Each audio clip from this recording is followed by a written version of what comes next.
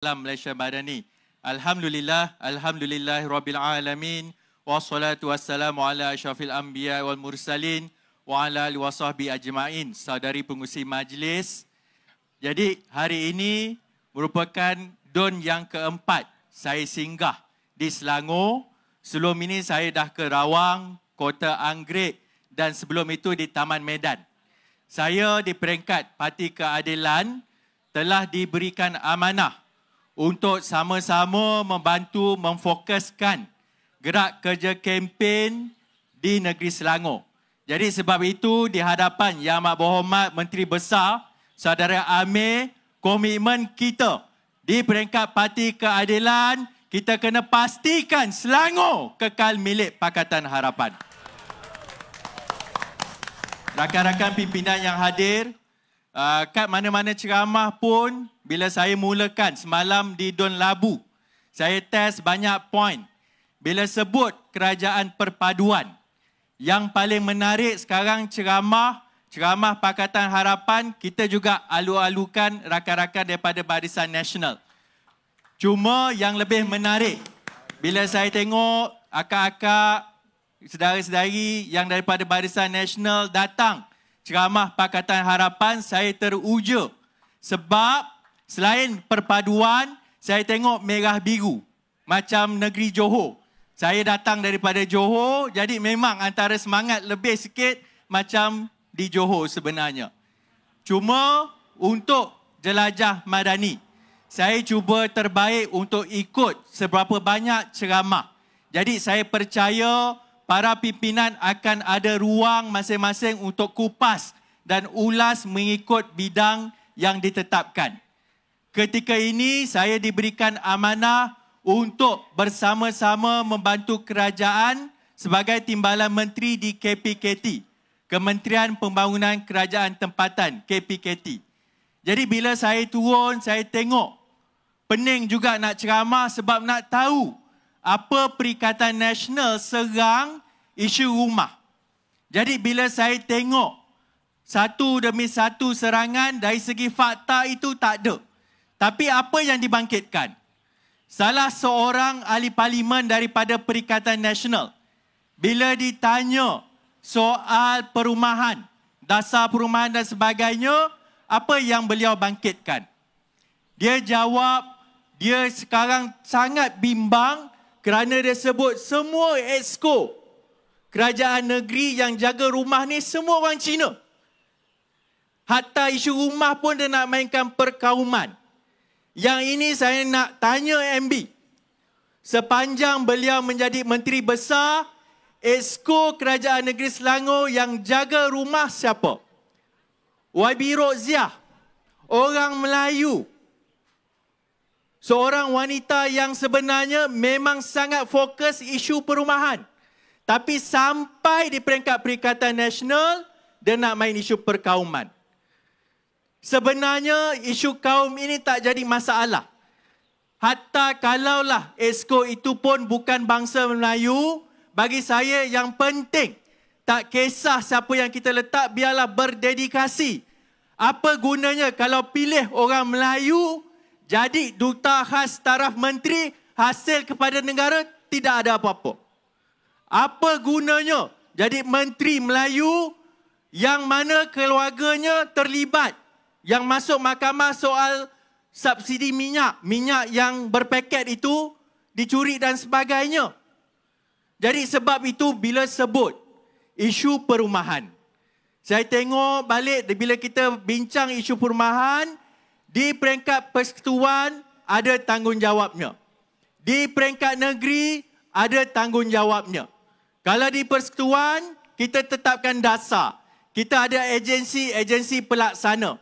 Tetapi di peringkat negeri juga, kuasanya juga sangat bermakna. Contohnya, isu tanah ini di bawah kerajaan negeri. Bukan bawah pusat tapi bawah negeri. Maksudnya, kalau kerajaan negeri itu tidak perform, kalau kerajaan negeri itu tidak berminat membantu rakyat soal perumahan, akan ada masalah. Jadi sebab itu bila saya tengok balik, bila masuk pilihan raya kali ini, saya nak tengok apa pencapaian negeri Selangor soal perumahan. Kalau di peringkat persekutuan, kita letakkan dasar rumah mampu milik, sasarannya 2025. Yang dulu kita tetapkan nak bina 500,000 buah rumah. Tapi bila saya teliti balik data, tengok balik, negeri yang paling menyumbang rumah mampu milik paling tinggi dalam negara datang daripada negeri Selangor. Bila semak balik track record negeri Selangor, rumah Selangorku, orang Selangor tahu tak rumah Selangorku? Pasti pernah dengar. Rumah Selangorku ini merupakan antara produk kalangan kerajaan negeri yang paling tinggi. Dalam tempoh 5 tahun, 2018 sehinggalah 2023. Yang mana Yang Amat Berhormat Saudara Amir sebagai Menteri Besar. Kalau ikut rekod, Selangor dah bina dan serahkan sebanyak 44,115 buah rumah. Sebenarnya sangat besar. Tapi kita faham juga, sebagai sebuah negara yang sedang membangun, isu rumah ini bukan sesuatu isu yang mudah. Memerlukan perancangan, memerlukan kewangan, memerlukan juga komitmen kita untuk mengikut dasar kerajaan persekutuan. Maka sebab itu, untuk orang Selangor, bagi saya, kalau tengok sebagai orang baru yang masuk dalam kementerian, saya merasakan bahawa apa yang Selangor lakukan selama ini dah cukup baik dan saya mohon pengundi di Dun Bukit Melawati ini kita bagi sokongan kepada kerajaan perpaduan. Boleh ke tidak? Itu isu yang pertama. Isu yang kedua tadi saya juga sempat berbisik dengan saudara Amir. Sekarang dah jadi rapat sebab ceramah, tiap-tiap kali ceramah jumpa beliau. YB Teresa pun ada di sini. Bila sebut dalam soal kita mengambil alih kerajaan persekutuan, bila kita tengok rumah antara agensi yang di bawah KPKT sebagai contoh, yang bina rumah adalah Prima. Mungkin saudara-saudari pernah dengar Prima yang buat rumah untuk kumpulan M40. Sebelum kita jadi kerajaan persekutuan kali ini, saya memang tumpukan isu rumah-rumah mampu milik untuk rakyat. Waktu saya jadi ahli parlimen, memang saya sering dengar keluhan daripada rakyat biasa, rumah yang mereka beli itu tak siap-siap.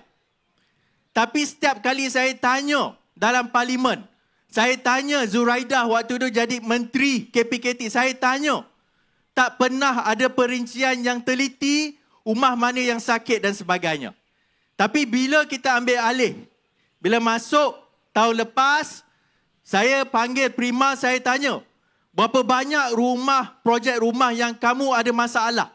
Ikut rekod, bila kita ambil alih, ada 22 projek rumah Prima yang bermasalah.